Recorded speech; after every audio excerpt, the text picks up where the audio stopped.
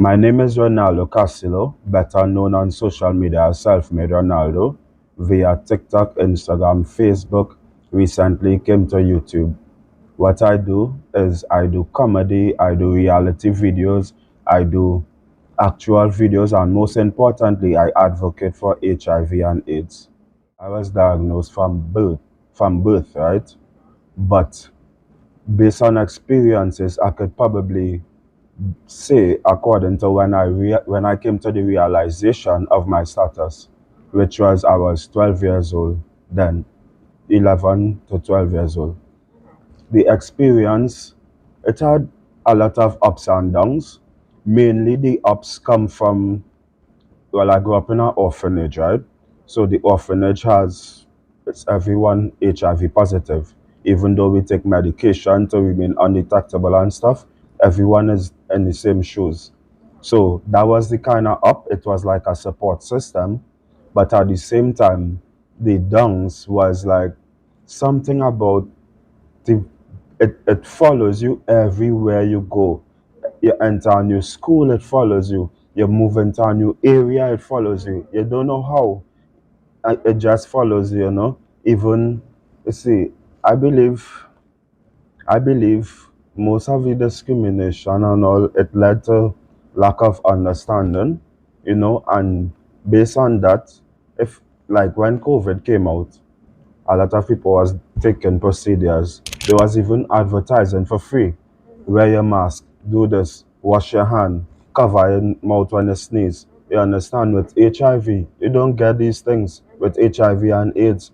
People who not even of the status fear to give somebody awareness because they fear somebody watch them like they in the shoes, you know. So the experiences had ups and downs, you know, more downs I would believe.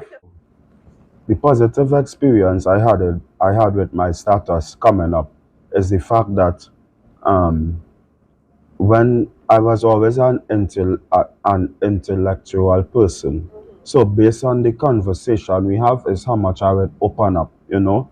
And the positivity with it is once I open up to you, I used to get that welcoming, you know, effect in that instance, even though is less I would open up than somebody briefs me about not even HIV AIDS, you know, but the positivity would it don't even have much positivity when I think about it, you know.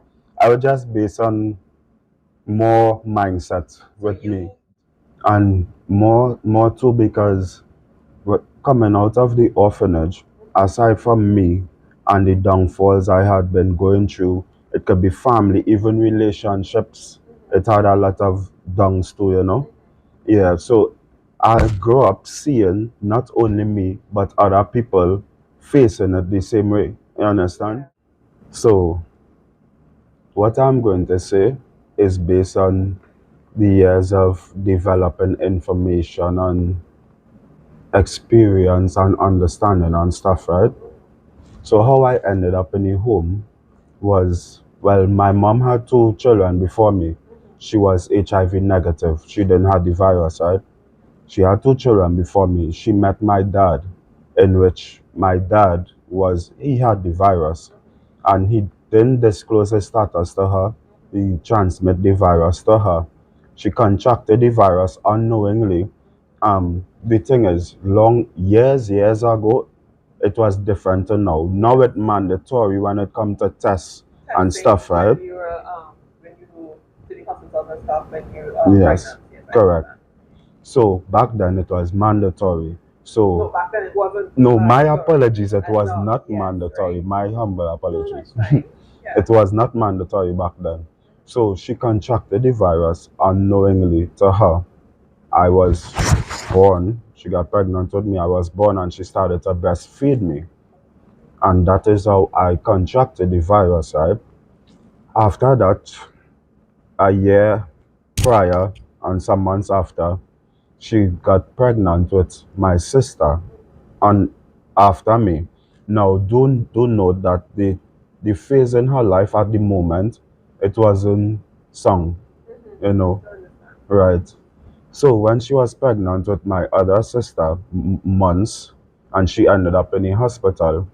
Same time, my father had developed AIDS, in which he was dying, right? And he started to tell her he have an alterated stomach. He didn't tell her what it was, you know, and she still was breastfeeding me. Then he come and die.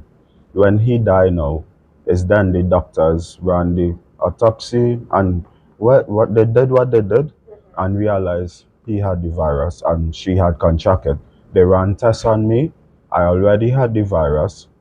So from there, my they advised her that me, you're done breastfeeding him already, right? The child in your stomach, I advise you not to breastfeed the child. They could join clinic, medication, become undetectable, etc. Right? So now with my case now, I was born in 1999. Wendy Fitzwilliams won Miss Universe in 1998, and I believe she funded the orphanage same time prior, so everything was all active, you know. So you see, doctors really me, recommend me taking me away from her and putting me into the orphanage.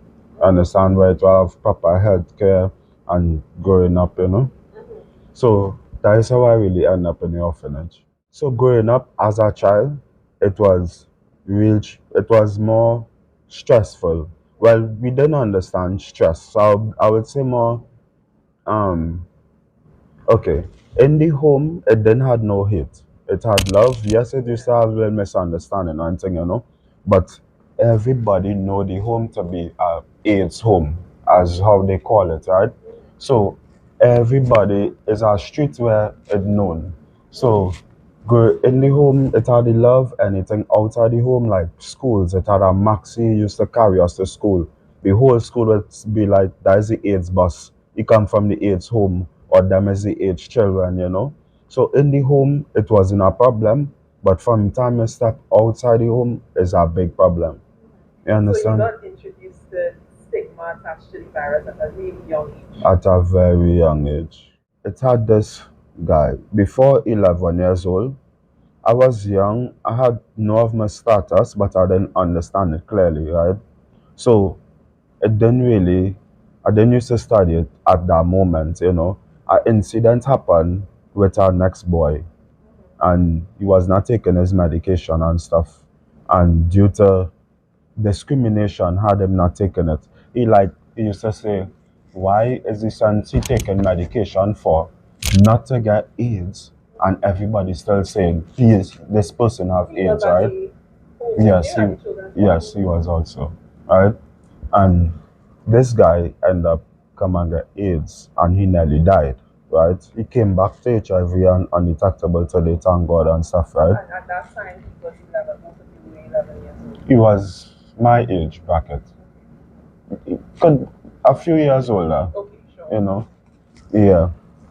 And we had us talk like years after, not years, months after. And he was telling me, no matter what, is I get to understand is the discrimination that led to him. Prompted him to feel just, he Hmm. might as well just not bother to take his medication. Correct, is right. You know, and within that, I get to understand that from then, he wasn't the only problem. The only person going through that problem is a good few of them, and it used to really discourage you from taking medication. It's like, why is the sense to take it for? Even though we know, well, remember, we're children too, yeah, if you understand, you know. So, within that, I don't know, I guess from there, I stem with the mindset of wanting to fix that problem. Like from 11 years old, I had a mindset that, you know, we have to see our difference. There's mad, you know, it's 30 something of us. You know, at 11, I come to my understanding with certain stuff and things. I find it was so ridiculous that each one of us striving the best daily to take that medication just not to get AIDS, as they say, you know, and still be in class as AIDS, you know. And I see people left the home, 90% of the people left haven't left with a stable foundation. And on top of this going on in their life, most of them left the home with trauma. You understand? And stuff now. So at that time, I was like, somebody have to make a change. And if it takes me to do that, I would be the one, you know? Because at the moment too, when the home had people come in to do anything, I used to be the one to say thanks, the one to say you're welcome, the prayers, you know. Um, I don't know if you know they did an interview with me when I was at 12 years old. No? Okay, I recently posted it on TikTok, you know. So, yeah, and I decided to take that stand from ever since. Now, I didn't decide to do it on my own for myself, but I always look for somebody because it had bigger people than me too. Always look forward to somebody to just come out who in the shoes, you know, because it's different. Okay, this is how I watch it. Before that, well, coming up, the only time I hear about this is from the ministry. Right. Good. Other than that, you will hear about it, right? Now, I used to watch it like when the ministry posts something, right? It it it just gives it a professional look. You understand? But it doesn't leave an impact that people would act on because it's something that they are accustomed with. If you understand what I'm saying now, you know. So, and then too is ministry. The ministry is not something that could live with this. The ministry is not a person, it's an organization to say. You understand? So I always look forward to this type of person who understand the issues and could come and, you know, disclose and make a difference. And it so happened I was years after. So now I know somebody living with HIV and AIDS. It's not easy to do what I did, right? A lot of people will be like, how you build up the courage or how you get the courage to do this. But in reality, it took years of me building that courage. You know, like I can remember when I was 15 years old, I saw a woman come out on Facebook with her status from Trinidad. She got million views, likes, comments, she got recognition, you know, and I was like, finally, this is a person. And then day after day, nothing else. You know, she would post anything else but talking about that, no education, nothing. So I get all hype thinking, well, she gonna finally educate people, know she living with it and they acknowledge and that was it, you know. So at 15 years old is when I make up the mind to do it myself, you know. And now I know I couldn't just come out with my status just so who's this person? I know, you know. So I create a page called Empowering Youths slash Life Skills, where I started to do my own quotes and stuff. My main plan was to build up a fan base and then venture into this, into HIV and AIDS, right? You know. And after years, 2 years, it didn't do so proper. You know, I only reached like 500 and something followers. But it had this guy only begging me about TikTok. Join TikTok, it would, you know, after years. And he would make and stuff. But I'm like, I joined TikTok. I ran the account. I posted all sorts of videos building my fan base first, you know, until I reached like 11,000 followers. And then I came out with my status. Now, before I came out with my status, I know coming out it would have been it would have leave an impact. It could be good, it could be bad. Some will be good and some will be bad, you know. So before the time, at least whole time I'm on TikTok, I used to give hints, you know. I used to give a lot of hints like I grew up in a home. They would know the type of home. I used to tell them, well, I have an interview coming up with, you know, which I was to disclose my status. It was really supposed to do in an interview. And, you know, so I used to do all this stuff, you know. The day when I came out, the reaction was, the first day, I'm being real, it was more than I expected in a good and a bad way. It's like that day I literally felt like 1 minute over happy, next minute I want to faint, next minute I'm cold sweating.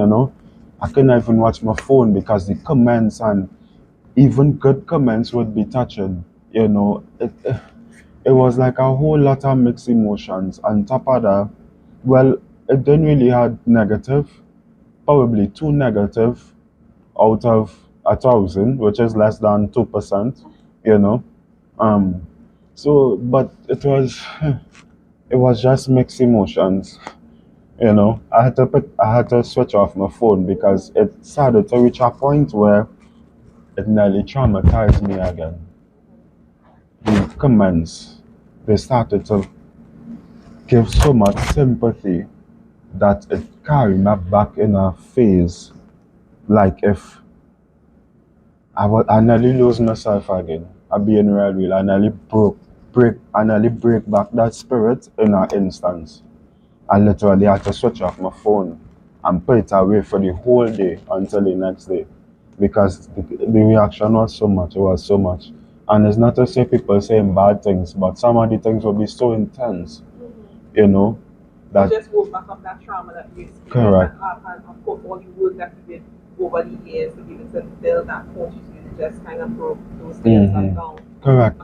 Especially the part that one thing was started to replay in my mind that day is like, why me? Why me? And that is why I break away from. I used to go through that from years coming up. I break away from that. On that So day, why you had to get this and stuff. On that day, that came back to my mind. And I came out for good. And with all of the anticipation, I was like, why I had to be the one to get this? And I break down and stuff. I'm not gonna lie. And I could not. I had to pause on my phone. Remember, I grew up in a home, right? So the courage stemmed from peers growing up in the home. Now I saw people left and the condition, family based on people who left the home. They literally come back. Family based on people. Some people don't want to adopt. Although it had a few could mostly like staff will adopt children. So from the home, aside from the children in the home, when I came out in life, remember I came out young too, right? Since 13, 14, you know. I had my face too with the discrimination. Now, when I When left, you mean that you would have disclosed your status at that age to people outside of the home? What do you mean? that was a weird thing. I didn't have to. It followed me everywhere, Okay. and it was impossible to understand it. Even recently, 2 years ago, I moved into where I live in now. And within the first month, a neighbor in the area I live was start to talk, I have AIDS. And I like, how? Yeah. How is this? If you understand what I'm saying, each gas everywhere I go. And that time I didn't come out as yet. And it was talking in my neighborhood like 2 years ago. But so aside from that, what made me really push to come out, aside from the people I had my face to where even relationship, if I tell you, there are people I was held hostage in relationship and all of my status, in an instance Can that you explain that to me when you say that to say that you were held hostage, that's a very strong statement. So what do you mean exactly by that? okay. So I always know it have people. I'm not talk for recently since I've come out with my status. Right, I was in a relationship before I come out with my status. A matter of fact, I was already on TikTok, have followers and stuff, right? I was with this female, and she had known of my status. She know I was undetectable. We used to have intercourse. She haven't contracted nothing, right? And it was like, if I leave, the world would know my status.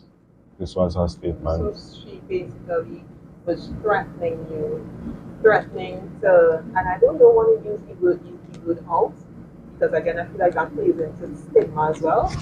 But she was threatening to tell, to disclose your status, even though you were unprepared at that time to do that. Correct. And the thing is, now she know it was part of my plan to come out in life, you know. Actually, I was working on it the same year prior, you know, and she threatened me. And it was bad for me too, and I literally could not live.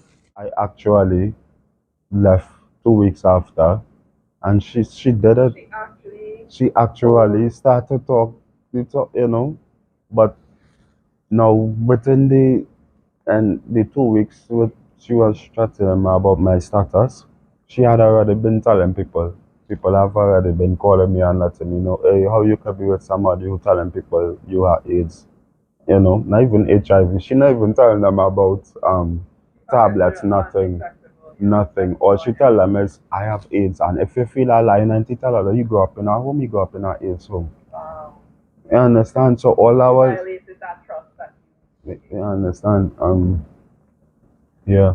So, um since, yeah, no, okay. hmm, but since that, it, it kind of broke me down when it comes to communicating emotionally with women in a way. Like now, people could tell me all sort of stuff, and I've been really when it matters. Don't get me wrong, but what I mean is that my trust level, it real weak now. You know, one of the main reasons why I wanted to come out with my status too, aside from better leaving a great impact, because I know that was the first one before I even think of relationships. But coming up, even relationship wanted me to push more with my status because it was difficult telling people a status, you know. It had the time you would tell somebody a status and they would shut down everything even though they agreed that you could share anything and they still would be there for you, no matter what it is, you know. And when that reach, it's just too much, you know, and this sort of thing. So that's and all, it difficult to tell people your status out there, you know. Really, it difficult. I was on a live and somebody bring up the question to me if I would have tell females my status, right? Said yes, you know, but not because I do it means I would say somebody wrong if they don't do it. I would like if somebody disclose their status to their significant other, if so, or the person they're interested in.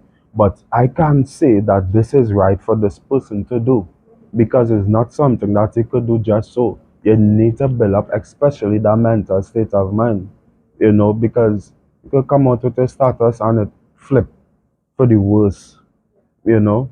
So I will it have yeah, I would tell some people out there if they're not able or if they're not, you know, if they're not ready, if they're not capable of coming out with their status as yet, don't. You know, I just tell people that some people watch up to me and tell me, "Boy, I wanna be like you. Why you have to come on your live and come out with my status? You can help me come out." And I just tell them I could. encourage them to do it like on their own time when they are fully Yes, prepared. correct. Because I always tell them that because aside from me, you can't watch my if you know your and journey, yes, put it into and their yes. you understand it will be. Now the thing with me is it's not like I does remember I built up this courage for years. Somebody who haven't, it will break them. It will quick. You understand? I does probably still have negativity coming my way, but just the fact that my mindset stick on one direction, I don't seem to, you know, remember my whole life that was like, hey, that was a stress, like for real, you know. Anyways, thank God I overcome that stage, you know. Going back out at the start, it wasn't as easy as it looked or I didn't have the flow that I had now because there, especially in the earlys, is when I had to deal with the comments, the people who not sure, who spreading wrong information, who saying this wrong and that wrong, and they never do a research. You understand? It's so I had to deal. That part was like if I make a video talking about undetectable, people will flood the comments. Some people will say it's true, or some people say no, that's wrong. It's have a percentage still possible, 1% of you know, and they will be telling you do your research, but the thing is they never even do their research because where's the closest research? Google. Google will tell you it's 100%. You understand my point? So that kind of had me like pushing back to back to back to back to back. You understand? What they do the strategy. I bring the videos in a pattern and make them understand what is HIV and AIDS first. Then I make them understand what is the meaning of undetectable. Different ways. Then I make them understand what the main reason for the tablets is for. And it's so I was going. So I think one of the main reasons why people used to opt out of like when they hear the status, instead they start to adhere and take care of themselves, they will choose the next direction. Is because again lack of understanding that left a stigma that led to discrimination. You understand?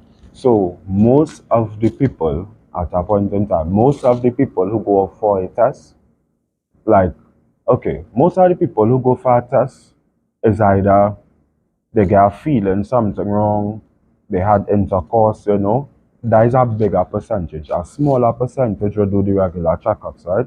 The bigger percentage will do this when something do happen, right? So in that case, most of the people who are tested HIV or AIDS, most of the tests will come out AIDS. Reason being, and before I jump into the reason, most of the tests would come out AIDS, right? Coming up where everybody know AIDS to be at that sentence. You understand? So when they see AIDS, even last year, when they see the test say AIDS, they go and dead. This is their mindset, that they're going to dead. So why is the sense doing this for? And I going and die. Better just live my life. And that's why some people used to just jump into the stupid mindset. Well, let me go and give people not studying that eventually they could reinfect themselves and make themselves even more worse. Like another strain of the Correct. like a Super. That's it. That's not it. Do have something called super infection. oh, So there's reinfection and there's super infection. Super infection is where two or more strains, well, three, could remain in your body and not blend. Your body could literally hold more than one strain. oh, and But that is very rare. that case that is a medication available enough people to treat with that. Is Mm, that mm, medication as well? I don't think that part there is anything to do with the medication because how the medication goes, right? is- oh, okay. The HIV is something that's dealing with your immune system. Remember, everybody have a different immune system. So your system would give a different reaction to mine, to hers. You understand? So with the okay, if somebody got HIV today, or two people going to clinic today, they had sex the same day and gone to clinic today, the same day is a possibility the two of them to get different medication. You understand? I'm undetectable. I know people who are undetectable. I take, thank God, now today. I take one tablet a day, every day for my whole life, right? There's people who are undetectable and taking 2, 3, 4, 5 tablets. You understand? So the medication doesn't really go with like that.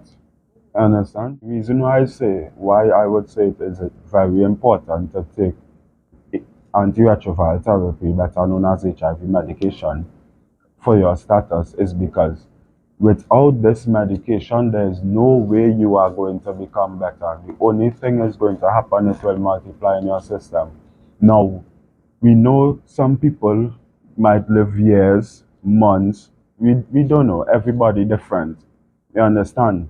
Somebody could have AIDS today and walking healthy amongst us and we're not sure. They're not even sure of how bad their status is.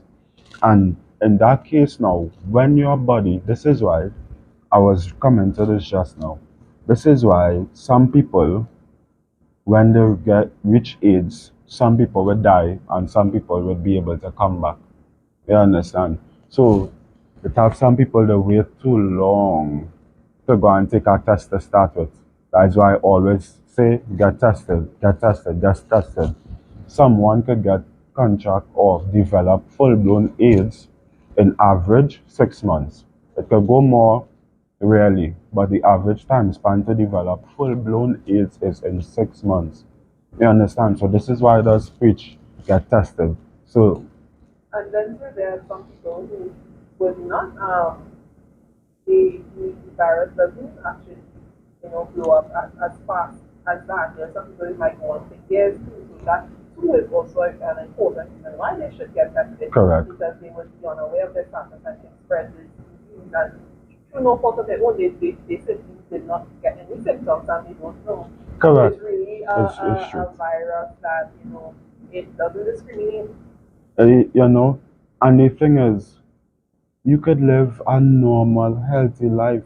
I know somebody today who is 96 years old now, and that woman strong. I call she moms. I say, moms, I don't know, there's no strong. Allow me tell them, moms, you know. Yeah, and this is why I want people to understand it's not that sentence. You could live a long, healthy life if anybody tell you that sentence is a lie. And if you do see somebody or you know somebody die with it, it's because they either take too long, it have some will live in denial, you understand, and all these kind of things. And if I tell you, right, most of the people who does discriminate HIV and AIDS is people who don't have it or people who not sure if they have it or not, right? But the thing is, you know that people who don't have it discriminating someone with HIV is making themselves who doesn't have it, putting themselves in jeopardy. Because when you discriminating people in the shoes, why you feel people now don't want to come out and tell you the status? And people afraid to say this and afraid to do that because the world discriminating it. So what they gonna do? They afraid to do it and they spreading it. You understand? Instead of you normalize the thing and everybody get to understand it and we live as one. You understand? You could have a wife, a husband, you could make children, they ain't even born together. You could carry on generations. You understand? You know? What are your thoughts on this? Because I know that the regional director for UNAIDS has been advocating for more countries to include PrEP in their campaign to combat against the spread of the virus. But our Ministry of Health often instead to not do that and, only have the medication available, I think, for, public health officials. What are your thoughts on that? Well, at first, I find it was poor. I find that it didn't make sense at first. This is how I find it didn't make sense because if you want to work on getting rid of something or minimizing something, this is one of the greatest things. So, refrain this. As they know, prep or pep, it have prep and pep. This work 99% good once taken as prescribed, the way it is prescribed, once you take it the right way. Just to explain to our audience what PrEP is. PrEP is a tablet that helps prevent you from contracting the HIV virus. So to simplify it, there's substances in the tablet that goes into your system before you could develop HIV to that extent. Once you take PrEP the way it is prescribed, there's substances in the tablet that will fight off the system. Remember, at the start, your body is not badly damaged where it will overtake your body as yet. You understand? So PrEP, once taken as prescribed and in the right timing, it works 100%. No, sorry, 99% well. It works. Yeah. Most people who take PrEP actually, once they take it the right way, they really does not contract the virus. I was saying, yeah, it didn't make sense, But recently, when I think about it, the rate of HIV and AIDS before to now, it lessened. I know the number's still huge. We sure of this. But the rate lesson, like long time you would get adults, any bracket range contracting HIV. Now, you hardly even getting babies born with HIV. You understand? So now I don't know if remember they're working on a program to end AIDS by a certain By time too. 2050. By 2050. So I don't know if that is part of why they don't think it makes sense to bring in the tablet when they're trying to work on, getting rid of this. The theme for this year's World AIDS Day is Let Community, right? Let community. Let community. Can you tell me, what this theme means to you in the context of what you do, advocating, educating, and so on? So aside from TikTok though and social media, off of social media, I actually associate with a workshop. I have youths as a time of workshop, all HIV positive, and it's like also a community, Now, with a community, it's always greater than one. I actually like that slogan, let community lead. You understand? Now, support system is a real serious thing when it comes to HIV and AIDS. Due to lack of understanding, you would hardly get support system. And support system in meaning somebody who just accept this is your status because they have no choice. Because they had to rock the same path with you, they just accept that. Aside from that, somebody who understand and not just accept, but also inspire you and pushing you to do, to stay on certain aspect in life and stuff now. This community, this community lead is a very good slogan. I'm not gonna lie. I like that. Any workshop, it's I have approximately 30 something participants involved. Right? Mainly ranging from the age 15 could be the youngest, going up to about 25, 26 could be the eldest, Each of us are HIV positive. Um, at the start of the workshop, it was like more to start a program where we would develop the support system, starting with youths, and we have big visions that I will speak about here for later on that will lead to more countrywide and stuff now. But for now, it rise from the number of 7 to 30 something people now, So what we do is at the workshop is actually, before I say what we do at the workshop, I'm actually, when I say I'm an advocate, not just on TikTok and social media, I'm actually the one that they all turn to, the youths. It's so fun now that if they have a medication problem, they short in medication, they won't even call the doctor, they will call Ronaldo. You understand now? Yeah. And I would really put it in place for them and then call them back while they will go and collect it, so by sort of as the case, So at the workshop, we provide support system, most importantly, information about HIV and AIDS. We support, we provide one of the main reasons of me being a pair of this workshop and thing or doing this workshop is more to help mentally. Because if you're not strong mentally, then you could cope get problems physically, emotionally, however else. You understand? Especially living with HIV. Once your mental state of mind is not strong enough, it could break you down to a lot of different levels and different aspects, But what is your support system like? I think before I go into my family, I think I make my support system the public. I make that so. If you understand. they really, But explain it still. okay, meaning to say, now, I don't know if I have a personal support system because I don't really have people that I just call and remember with what I do, I talk to people about their situation every day. Somebody would call me. Aside from TikTok, that is my job too with youths, and they tell me certain situation, how they develop this, how they coping from A to Z, This is the So workshop that you mentioned. yes. So due to the fact that I am always the one, or I choose to be the one to help people and inspire them and push them. Now, it always, I don't put my problem on people, or at least that's how I just feel with everybody. Like if I telling somebody something about me, I like already know you have a baggage, and I take in my baggage now to put it on you. You understand? That's what I do. So what I do is going to the public. Some of the stories I share and some of the questions I ask, it ain't even meant to be a question, it was meant to be a statement.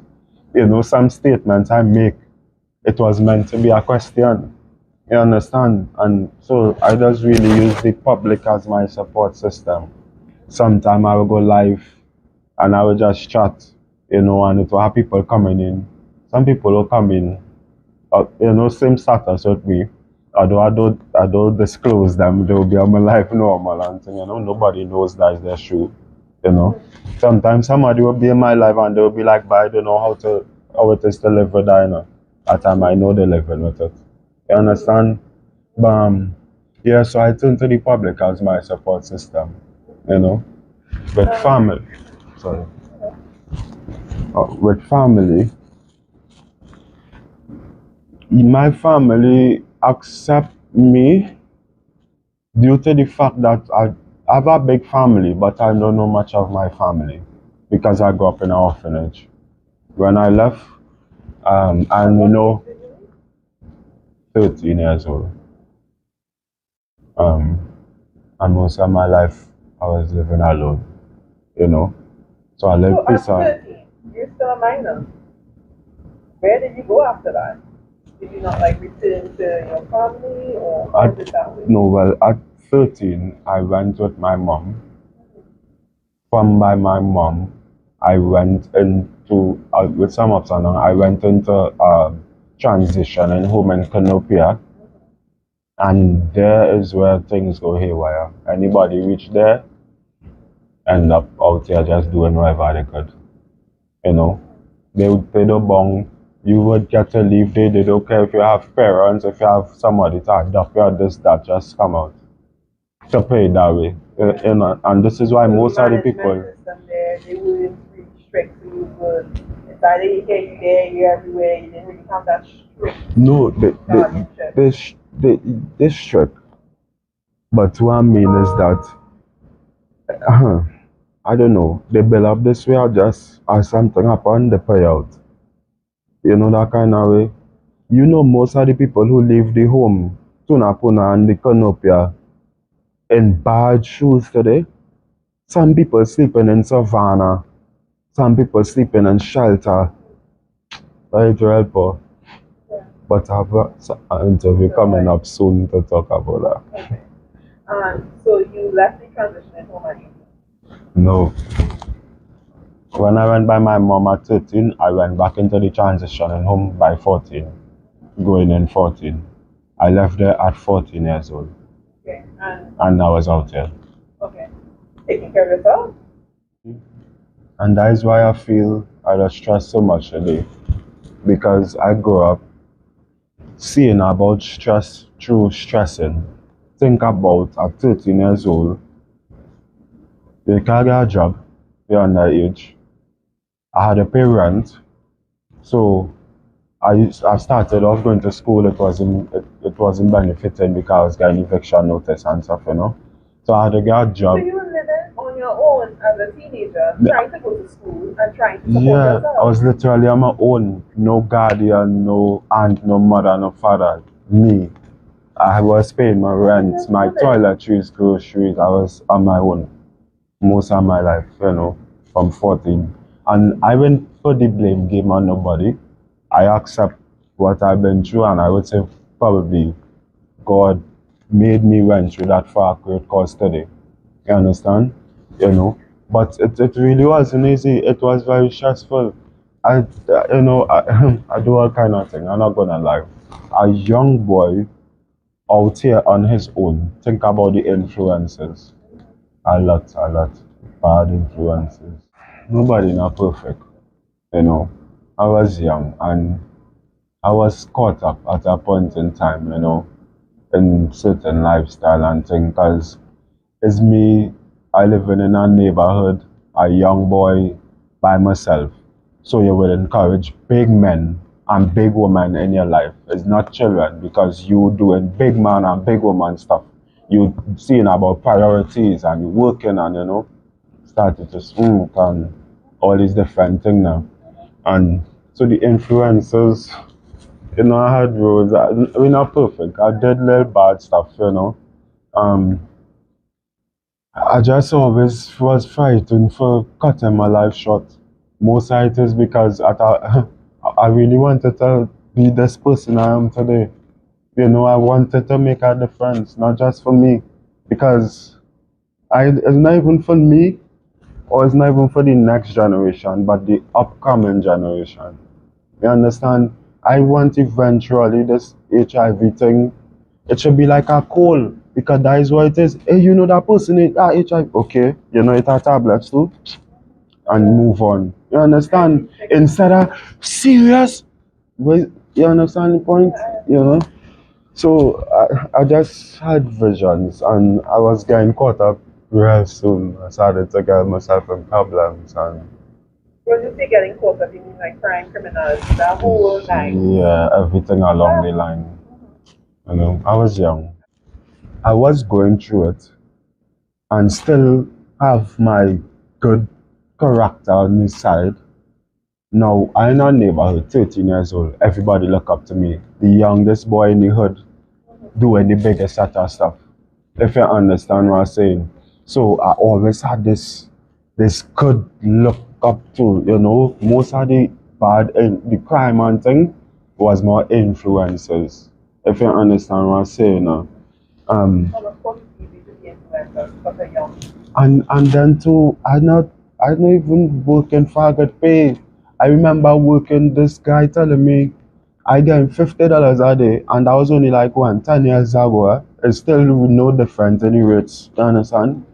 $50 a day from 8 o'clock in the morning to 5 o'clock in the night and doing everything with cars. I so-called trained for 8 months straight at $50 a day. I so-called train for until a day I work out like by thing and when I do find out the price range and what I was getting done to me. I went and carried I went and carried to the boss man. He had know of my status too then. I talked to him about the pay. He told me training. Say well, I was still be training. Training must be 3 months. Thing, the 3 months up a long time. And he told me and you're not supposed to be working here because health's a charge and the status. I was young, I didn't even know that stupidity what you saying there. That had nothing to do with your status, had nothing to do with your job. To start with, you didn't sign no blood test. You sign a resume for your qualifications to get this job, you understand?